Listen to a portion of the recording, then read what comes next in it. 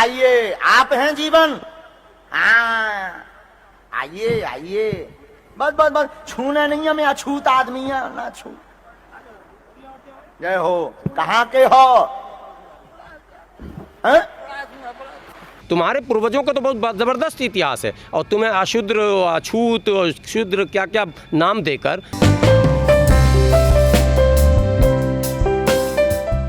देखिए, दुर्भाग्य है 75 वर्ष हो गए भारत को स्वतंत्र हुए, और कहा जाता है कि भारत संविधान से चलता है। संविधान में सबको बराबर का अधिकार है, समता, समानता और सम्मान की बात की जाती है। मौलिक अधिकारों से जुड़े कई अनुच्छेद हैं, उसमें सबका जिक्र होता है, चर्चा होती है। लेकिन सच्चाई ये है कि जाति मानसिकता जो है वो भारत में अभी समाप्त नहीं हुआ है, और वो समय समय पर दिखने लगता। आपको बता दूं कि बिहार में मुख्यमंत्री हुआ करते थे जीतन राम मांझी।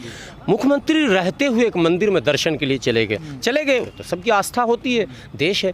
उस मंदिर को गंगा जल से पवित्र किया गया। पिछड़े की बात अब कर रहा हूँ, ये तो दलित की बात हो गई। जीतन राम मांझी उत्तर प्रदेश के मुख्यमंत्री थे, पिछड़े थे, और पिछड़े में भी दबंग पिछड़े यादव, ठीक है। और वो मुख्यमंत्री जब हारे चुनाव, आवास खाली किया, तो गंगा जल से उसको धोया गया, अखिलेश यादव को, और धो के टोटी चोर कहा गया, अपमानित किया गया। दुर्भाग्य है, मुझे उन समाज के लोगों से शिकायत है, इतना खुला अपमान होता है, फिर भी कहते हैं नहीं हम उसी में रहेंगे, अपमान करने वालों के गैंग में। तो जो शुद्र एक कंसेप्ट है, ये इतनी आसानी से खत्म होने वाला नहीं है। आपको यूनाइट होना पड़ेगा अपनी आइडेंटिटी बचाने के लिए। देखिए, संविधान ना आपका है ना हमारा है, लेकिन संविधान हम लोगों के अधिकारों को प्रोटेक्ट तो करता है, उसकी रक्षा तो होती है। तो इसका मतलब संविधान हम सब का है, और संविधान को बचाने का कर्तव्य भी हम सबको का, जिम्मेदारी भी हम सब की है। हो क्या रहा है कि ये ऐसा वातावरण बना दिया गया। मुस्लिम टोपी, ये जो मेरी टोपी आप देख रहे हैं, ये टोपी दलितों को ले डूबेगा, ये दाढ़ी दलितों को ले डूबेगा। दलितों को बताया जा रहा है कि तुम्हारे लिए ये खतरा नहीं है, तुम्हारे लिए खतरा ये मुसलमान है, ये इस्लाम है। देखो उसने ये कर दिया, इतने मस्जिद पहले तोड़ दिए, इतने, जबकि इनको पता होना चाहिए कि देश में सैकड़ों नहीं हज़ारों बौद्ध विहार को तोड़ा गया। और पहले देश लोग का था कन्वर्जन हुआ, सब हिंदू था, सब हिंदू नहीं था, हिंदू से पहले तो सब बौद्धिस्ट था, और कन्वर्जन हमेशा हुआ। लेकिन डंडे की जोर पर कन्वर्जन गलत है, जिसका विरोध पहले भी होता था, आज भी मैं कह रहा हूँ गलत है। लेकिन बौद्धिस्ट को जो मिटाया गया वो ताकत के बल पर मिटाया गया। बौद्धिज्म को कोई छोड़कर और वो इस व्यवस्था में चला जाए, ये संभव नहीं है। इस्लाम को छोड़कर इस व्यवस्था में चला जाए, ये संभव नहीं है। वो लोभ लालच में गया होगा। मुझे भी किसी मनुवादी ने कहा कि आपके पूर्वज भी डर से आए थे, वो ज़मीन दिया गया था। फला मैंने कितनी ज़मीन दी गई थी? बोला 25 बीघा कम से कम। हमने कहा लाओ 50 बीघा, हम भी इस्लाम छोड़ देते हैं। अबे हराम खोरो, तुम्हारे में दम है? किसने दे दिया? ऐसे आरोप लगाते हैं, आज भी चलता है। कभी कहते हैं तलवार के डर से हो गए, तो तलवार के डर से मेरे पूर्वज डर गए और तुम्हारे पूर्वज बच गए, तुम कहाँ भाग गए थे भाई? ये सारे बकवास बात है। लेकिन दलित गाँव में अत्याचार हुआ उनके ऊपर, वो गाँव छोड़ के शहर की तरफ आए। अब शहर में भी नहीं, शहर में इससे पहले मंगल ग्रह पर जाए दलित? नहीं, क्यों जाएंगे? गाँव में भी रहेंगे और शहर में भी रहेंगे, लेकिन मुत्तहिद रहेंगे, यूनाइट रहेंगे। अगर वो यूनाइट रहेंगे नीतियों पर। अलीगढ़ की एक घटना थी, नाम नूरपुर गाँव का था, या कहाँ बारात वाली, जहाँ मुसलमानों से पंगा हो गया था। दलित की बारात जा रही थी, जाटव समाज की, और मस्जिद के पास पंगा हो गया था, और वहाँ मीडिया पहुँची और उसने मकान बिकाऊ है और पलायन है, ये सब शायद आपको याद होगा। और मेरी टीम गई, मैं भी गया मौके पर। वहाँ जो बातें हमने सुनी दलितों से, तो हमें लगा कि आरएसएस ने इनको अपने चंगुल में जकड़ रखा। जब हमने मुसलमानों से हमने पूछा, तो मुसलमानों ने कहा कि कुछ बात ही नहीं थी, ये आज पहला नहीं, हज़ारों शादियाँ होती हैं और हम लोग खड़े होते हैं, सब कुछ करते हैं। इनको सिर्फ हमने कहा था कि 5 मिनट रुक जाइए, आज नमाज हो रही है, यानी मस्जिद के गेट पर रोक दीजिए 5 मिनट। अगर यहीं बजाना तो बजाइएगा, लेकिन 5 मिनट बाद बजाइएगा। लेकिन कुछ उपद्रवी जो आरएसएस जिसको ट्रेनिंग देकर भेजा था, उसने कहा कि नहीं अब भी बजाएंगे, उसी पर हाथापाई हो गई थी, वरना ऐसा कुछ भी नहीं। तो ये आरएसएस वाले नया नया तरीका सगुफा निकालते हैं, किसी तरह से मुस्लिम और दलित लड़ें। जितने दंगे हुए, जितने मॉब लिंचिंग हुई, दलित भाइयों इस वीडियो को सुनना और आगे तक पहुंचाना।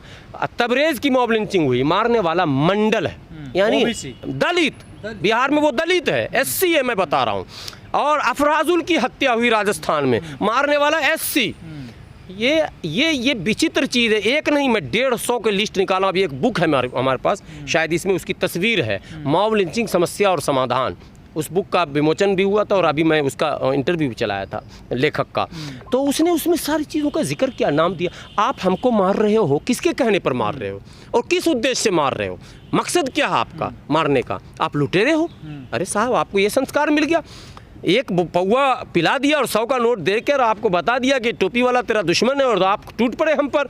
अंजाम ये होता है। गुजरात में क्या मार्च फेंकने वाले सारे ब्राह्मण पर कास्ट, मैं फिर वही बात था, जहाँ जहाँ दलितों ने अपना हाथ खींचा वहाँ ये बेनकाब हो गए। अगर अयोध्या में दलित होता ना तो ब्राह्मण बचाने आ जाता, बात समझ रहे कि नहीं, क्योंकि उसका एजेंट होता तो, लेकिन वो खुद ब्राह्मण था, वहाँ दलित इस खेल को कर नहीं पाया।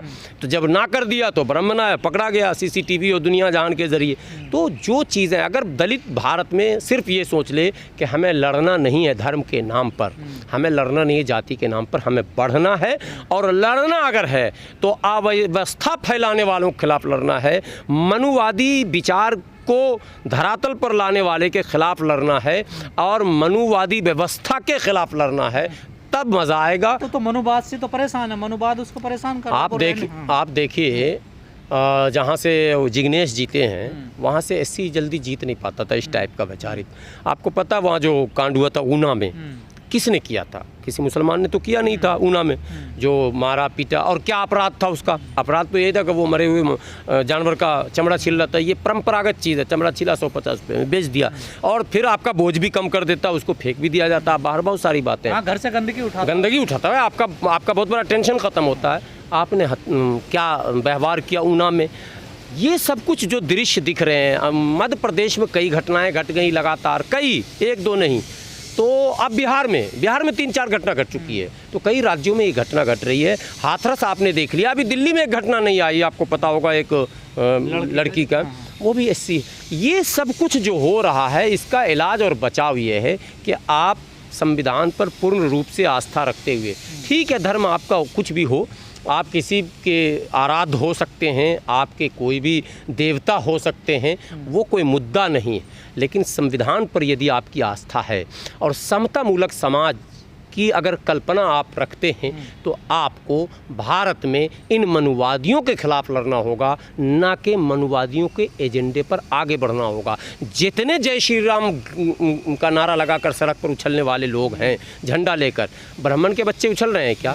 IAS IPS के बच्चे उछल रहे हैं क्या? उनको धर्म नहीं बचाना क्या? बेटा विदेश में पढ़ता है, शिवराज सिंह के बेटा को विदेश में जो है डिग्रियां मिल रही हैं, सम्मान मिल रहा है, और हमारे समाज का बच्चा जो है वो तलवार ले लेकर जय श्री राम कर रहा है और जेल में जा रहा है, या तो किसी को मार रहा है या खुद मर रहा है या फिर जेल में जा रहा है, मुकदमे झेल रहा। इन सब चीज़ों से बचना होगा आपको और अपने समाज को बचाना होगा। जब तक आप अपने समाज खुद नहीं बचोगे तो समाज को आप नहीं बचा सकते हो। कई जगह हम लोग गए, हम लोग को अफसोस हुआ इस बात का, यार जिस समाज के लिए आदमी लड़ना झगड़ना चाहता है वो समाज खुद ही हमारे खिलाफ खड़ा हो जाता है। तो ये सबसे बड़ी बात है आज के दौर में। आप लोग भी काम कर रहे हैं, आप लोग भी जगाते हैं अपने चैनल के ज़रिए, तो ऐसी बात समाज तक पहुँचाइए कि भाई तुम मनुवादियों के हाथ के खिलौने मत बनो, ठीक है? तुम पढ़ो, इतिहास पढ़ो अपना, तुम्हारा जो गौरवान्वित इतिहास है कहाँ भूल जाते हो तुम माने बुद्ध की औलाद हो, तुम बाबा साहब की औलाद हो, तुम्हारे क्या कहते हैं जिस रामायण की बात करते हैं रचयिता वो माने महर्षि वाल्मीकि के औलाद हो तुम। तुम्हारे पूर्वजों का तो बहुत ज़बरदस्त इतिहास है और तुम्हें अशूद्र, अछूत, शूद्र क्या क्या नाम देकर मानसिक रूप से तुमको गुलाम बना दिया गया और अब तुम बिकने लग गए, इनके हाथ के खिलौने बनने लगे। ये काम मत करो। और देश में मैं समझता हूँ अगर ये सही रास्ते पर आएंगे तो सत्ता शासन भी इनके साथ आएगा और शोषण बंद हो जाएगा।